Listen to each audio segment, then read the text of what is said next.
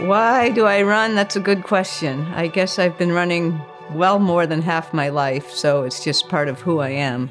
To have teamwork, community, and health.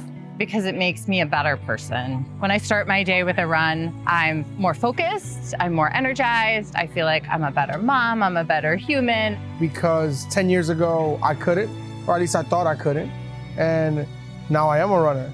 I run because running is life.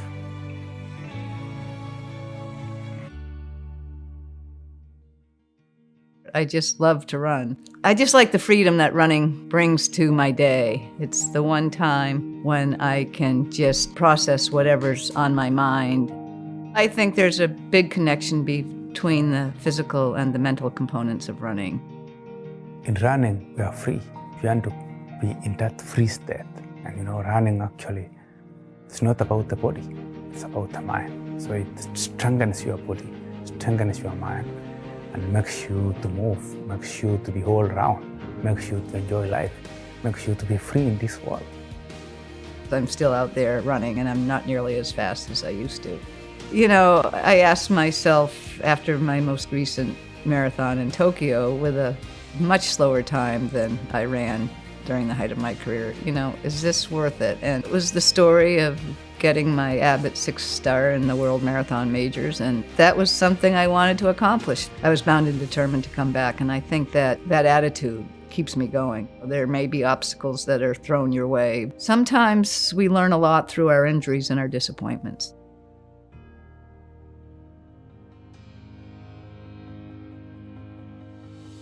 At one point, maybe 40 years ago, the Boston Marathoner was thought to be a skinny, thin male who ran maybe 90 miles a week. Nowadays, it's very, very different. We want to be broadening who that Boston Marathoner is over the next decade.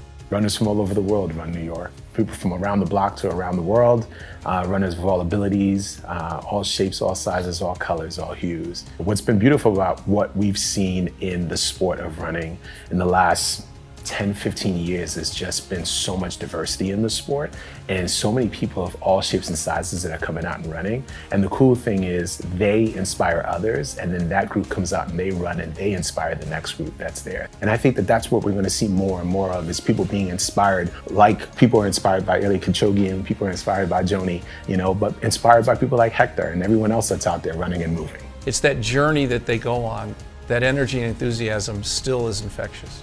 Healthy and active lifestyle is so prevalent now. I think people have discovered that running is a great way to supplement your lifestyle. It's the most accessible and democratic sport to be part of. And I think people that implement that as part of their routine, they feel a little bit stronger, a little bit fitter, more confident, and they start thinking about the marathon. I think what we want to do is demystify running and making it think that it's somebody else's sport when it's our sport, somebody else's activity when it's our activity. And yes, the 26.2 miles is a tremendous distance, but start with 1 mile. By running, you gain a lot of things you might not have known. By moving your body, you get the endorphins, and through movement, you build a bond with those people around you that you can't otherwise get. Running has given me a superpower, and that's the ability to connect with people. And I feel like I didn't have that until I discovered the sport of running.